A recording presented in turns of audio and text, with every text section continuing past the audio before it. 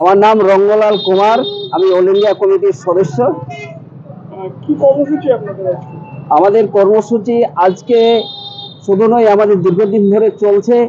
আগামী 23শে সেপ্টেম্বর দিল্লির তালকোটরা স্টেডিয়ামে কৃষকের সমস্ত উৎপাদিত ফসলে এমএসপি চালুর দাবি সহ রাসায়নিক সার আজকে কালোবাজারি এবং আজকে যে মূল্যবৃদ্ধি হচ্ছে তা রোধ করা, সমস্ত আইনি এমএসপিটাকে আইনি স্বীকৃতি দেওয়া সহ একগুচ্ছ দাবি নিয়ে গোটা দেশব্যাপী কৃষক আন্দোলন গড়ে তোলার জন্যই আগামী 23শে সেপ্টেম্বর তালকোটরা স্টেডিয়ামে 12টা থেকে মহাপঞ্চায়েত শুরু হচ্ছে।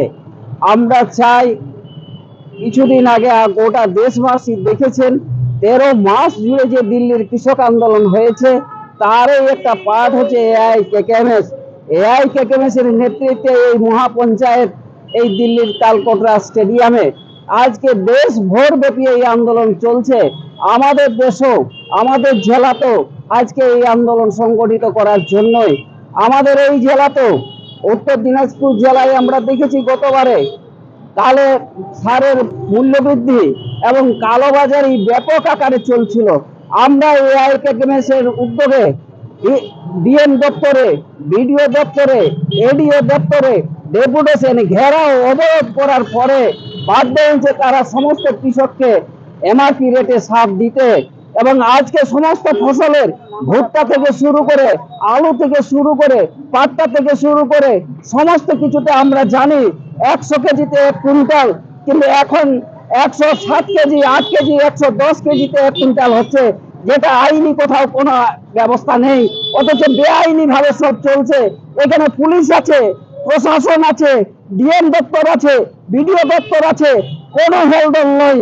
কৃষকদেরকে আজকে যা খুশি তাই ঠকাচ্ছে, জলের দামে কৃষকরা তার ফসলে দিতে বাধ্য হচ্ছে। আজকে কৃষকরা যখন কিনছে তখন সোনার দরে, যখন তারা তাদের উৎপাদিত ফসল বিক্রি করতে যাচ্ছে তখন সেটা জলের দরে। আজকে কৃষকরা তার ফসলের দাম না পাওয়ার জন্য আজকে প্রতি মিনিটে, প্রতি 12 মিনিটে একজন কৃষক আত্মহত্যা করতে বাধ্য হচ্ছে। আমাদের জেলাতেও সেরকম নমুনা আছে। এই উত্তর দিনাজপুর জেলায় কৃষকরা তার ফসলের দাম না পাওয়ার জন্য আমাদের ছেলেরা কেউ বেঙ্গালোর, কেউ দিল্লি, কেউ গুজরাট, বিভিন্ন দেশে কাজ করার জন্য যাচ্ছে। আমাদের জমি আছে, আমাদের সবকিছু থাকা সত্ত্বেও আজকে ফসলের দাম না পাওয়ার জন্য আমাদের ঘরে হাহাকার বেকারের। আজকে সব ছেলেরা বাইরে যাচ্ছে, পুরুষ সৈন্য গ্রামে পরিণত হচ্ছে।